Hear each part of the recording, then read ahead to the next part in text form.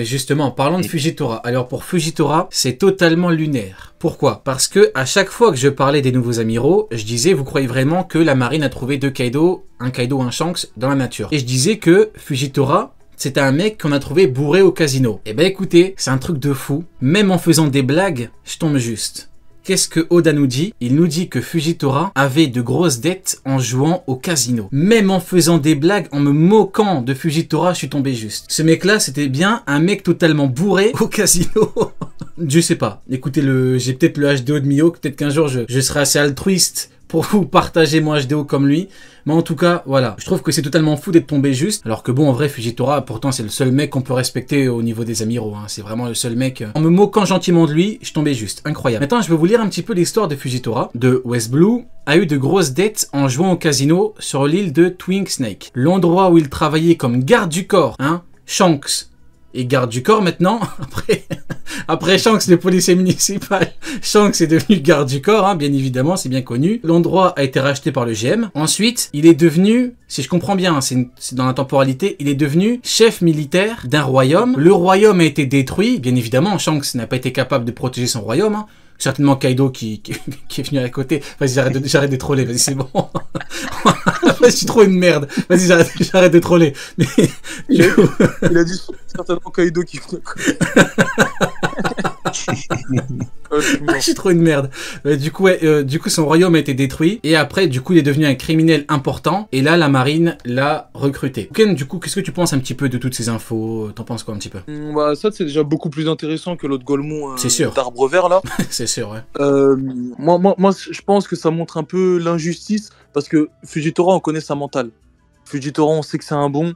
Fujitora, c'est quand même un mec sur le domaine des dragons célestes dans leur pays. Il a défendu les esclaves pour justement qu'ils puissent s'échapper du joug des dragons célestes. Il s'est ensuite battu contre un autre amiral pour justement défendre ses idéaux. Il a crié sur Akainu. Il a justement refusé de l'écouter en ne capturant pas justement Luffy et Trafalgar Law parce qu'il jugeait que il n'avait pas à faire ça parce que eux avaient justement libéré les peuples. Il a aboli le système des Shichibukai avec les rois qui ont été victimes justement de ce système. Franchement, Fujitora, en termes d'action depuis le début du manga, c'est vraiment 10 sur 10. Et là, le fait qu'il ait été vu comme un criminel, c'est que pour moi, ça n'en était pas un. Il a dû être victime du système. Et c'est justement cet événement-là qui a aussi fait que Fujitora veuille combattre le système et veut justement faire en sorte que le monde puisse être un peu plus juste parce que quelqu'un comme lui soit vu comme un criminel, c'est quand même assez grave. Ouais, alors je me permets de me rectifier vite fait. En fait, entre le moment, juste après que l'endroit ait été racheté, en fait, il n'est pas devenu chef militaire. En fait, c'est un ancien chef militaire du royaume, en fait. Donc, si je comprends bien, il était chef militaire avant qu'il soit garde du corps ou après. On n'a pas la temporalité.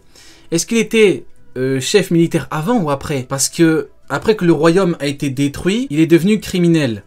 Ouais, donc, ok, donc, au début, il est garde du corps, après, il devient chef militaire, et après, il devient criminel de guerre. Ok, donc c'est ça la temporalité. Faut bien rectifier pour qu'on ait les bonnes infos. Du coup, tu m'as dit, Agnès qui veut monter? Ouais, là, je suis en train de l'ajouter. Ouais, vas-y, carré. Lui, c'est un fan de Fujitora. Ok, carré, bah écoute, c'est nickel. Hein. En plus, il a une PP Fujitora, c'est parfait. Bah, du coup, ouais, la Perchette, ton point de vue sur l'histoire de Fujitora? Franchement, j'aurais pas dit mieux que Uken. Hein. Il a totalement raison sur tout ce qu'il a dit. Fujitora, c'est un mec qui combat le système. Au fond, c'est un bon, même s'il est ami avec des gens un petit peu chelous. Bon, après, voilà, frère, j'ai rien de plus à ajouter. C'est un bon et puis c'est tout. Après, franchement, c'est vrai que je me suis beaucoup moqué de lui, Fujitora, parce que bon, bien évidemment, il le représente, il incarne une fonction, il incarne quelque chose au niveau de la marine. Mais voilà, Fujitora, en vrai, même si on l'a trouvé bourré au casino, c'est quand même le seul marine, je l'ai dit tout à l'heure. Enfin, pas marine, non. C'est le seul amiral qui mérite un peu de considération. Ça, c'est la vérité. Hein. C'est le seul qui mérite qu'on ne lui chie pas dessus, rien qu'avec Aramaki. Bon, je disais, en fait, ce que je le reprochais à lui, c'était d'être ami avec ce con d'Aramaki, parce que tu peux très bien pas être ami avec lui, tu considères que vous avez le même poste, mais au niveau idéologique, c'est diamétralement opposé, c'est aux antipodes, donc t'es pas obligé de lui parler. Maintenant, il s'est rattrapé, il a combattu Aramaki sur Marie-Joise, donc il s'est rattrapé. C'est tout concrètement. Donc c'est bien le seul mec que j'ai pas envie de... Voilà, j'ai pas envie de lui chier dessus, Fujitora, ouais, non. Tellement de cons que bon, au bout d'un moment, on va pas attaquer les gens qui sont un peu normaux. Ouais, ok. On va pas attaquer le seul mec qui fait des moves sympas. C'est ça. C'est ça. Woken. Mais tu sais, tout à l'heure aussi, quand t'as vu le chapitre où justement on voit Aramaki dans l'ombre, Fujitora il est avec lui, tu vois, il parle du SSG, il dit on a plus besoin de Shichibukai et tout ça. Bah justement, tout à l'heure quand je parlais de Fujitora, j'y pensais, je me disais, mais comment ça se fait qu'il puisse être de cette mentalité-là et qu'en même temps il est avec Aramaki, tranquille, il parle comme si de rien n'était et tout. Mais après, j'ai réfléchi et je me dis, il était un petit peu comme ça avec Doflamingo en vrai de vrai Fujitora. Il était là, il était avec Doflamingo et tout, pourtant en vrai il le détestait. Il l'appelait démon céleste, tu vois, s'il pouvait le tuer là tout de suite, il l'aurait fait.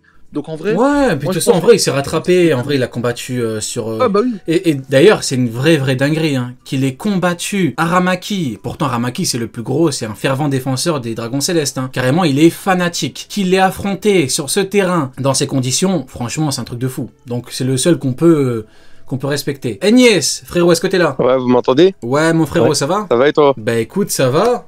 Y a Ouken qui m'a dit que t'étais chaud pour parler de Fujitora, on était dedans. Est-ce que t'as, bah j'imagine que oui, est-ce que t'avais un petit peu l'histoire de Fujitora? Évidemment. Raconte. Bah écoute, c'est quoi ton avis là-dessus? Déjà, je vous ai entendu fier sur Aramaki et je suis complètement d'accord avec vous. Merci beaucoup. Son histoire, elle pue la merde, faut être honnête. Hein. Comparé à Merci. celle de Fujitora, il y a une différence. Ouais. On voit la différence de traitement entre les deux. C'est un mec qui se ruine. C'est un peu un Golemon aussi, Fujitora, mais sur le terrain, il est présent, comme il a dit. Oui, c'est un Golemon, mais c'est un gentil Golemon.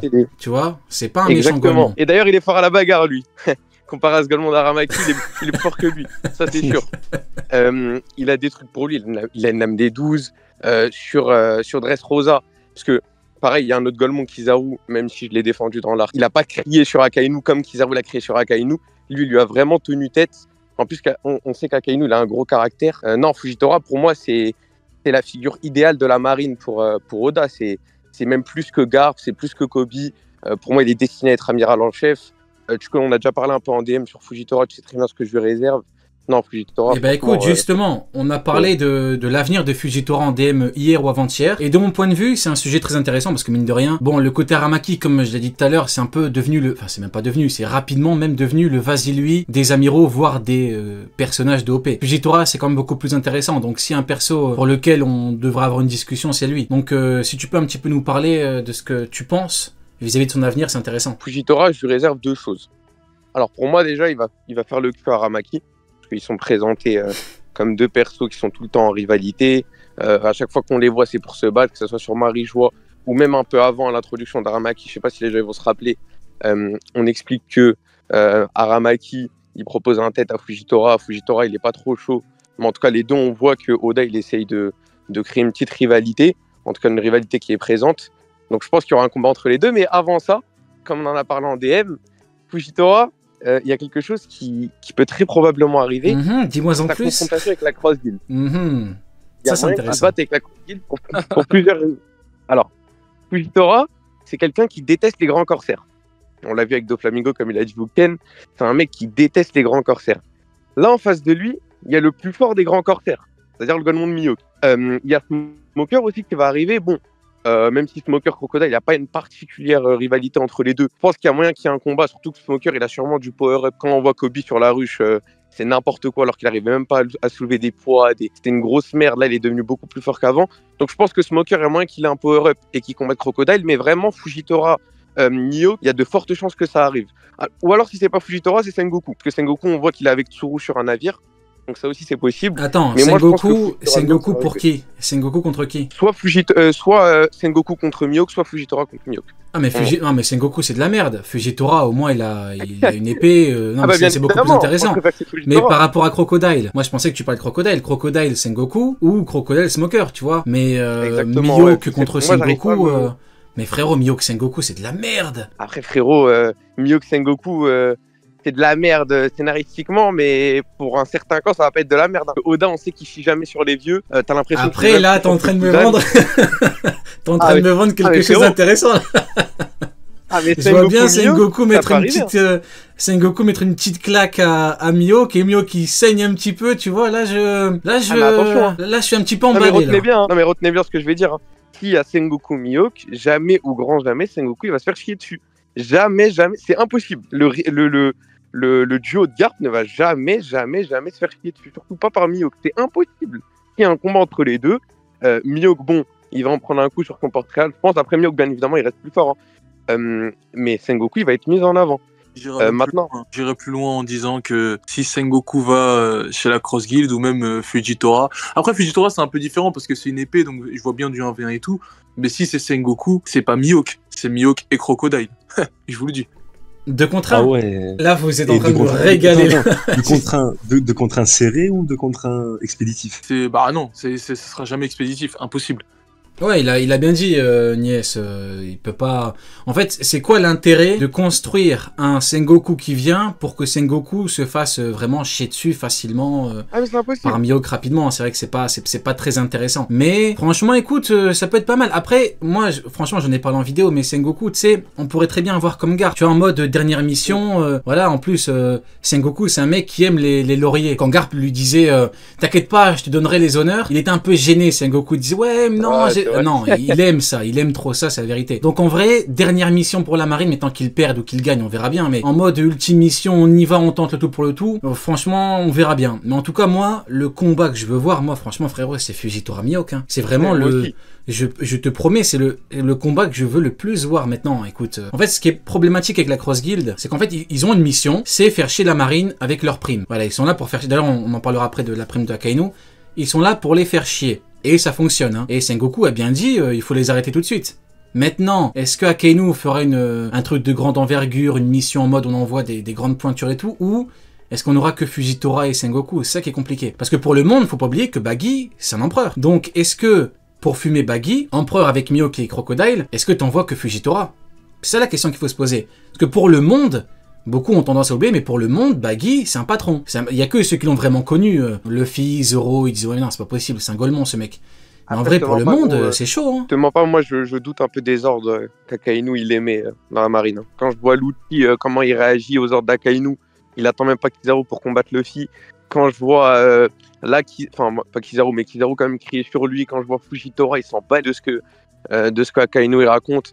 J'ai quand même l'impression qu'Akainu, ses ordres... Là, tu prêches un converti. J'ai toujours dit que Akainu, ce Golemon, il a combattu pendant 10 jours son pote pour rien. Il a obtenu une promotion. Le mec, il est frustré. Il est frustré. Déjà, personne n'écoute. En plus, ses missions, c'est des catastrophes. C'est simple. Il a chopé aucun Shichibukai. Le seul qu'il a chopé, c'était Weeble. Mais c'est en dehors des expéditions après des mais il a chopé le seul Golemon. Ouais, en plus, voilà, en plus. Mais donc, ouais, c'est désastreux. Il a combattu 10 jours pour rien parce que le mec, il est plus sur le terrain. Donc, tu vois, je sais pas, on dirait les mecs dans la marine, ils réfléchissent pas, frérot. Je sais pas, il est devenu amiral en chef, pourquoi? Il fait que se plaindre. Même sur Egghead, on te dit oui, dites à Lucci d'attendre Kizaru.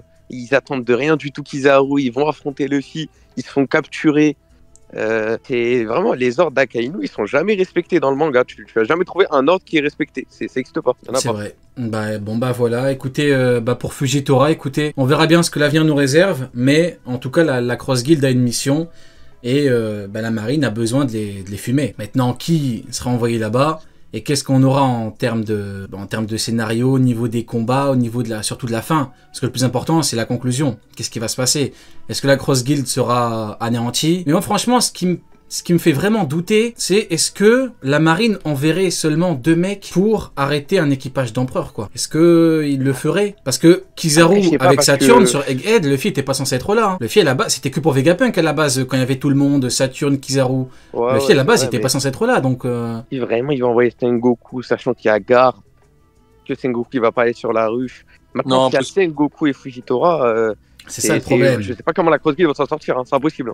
Il y a Smoker, Fujitora, Sengoku, les 3 contre Mihawk, Baggy, Crocodile, il n'y a aucun monde de la Cross Guild gagne. C'est impossible. C'est impossible. Mihawk, il va pas prendre de Sengoku plus Fujitora, faut pas prendre les gens pour des cons. Bah ouais, ou Ken, tu voulais rebondir ou c'est bon? Non, moi je suis d'accord. Je suis d'accord. Ok. S'il y a les deux, dans la Cross Guild. Ok. Et toi, du coup, la perçue à ton point de vue par rapport à Fujitora, la Cross Guild, t'es d'accord ou tu penses que c'est plus compliqué? Non, pas du tout. Hein, je suis d'accord. Ça me dérangerait absolument pas.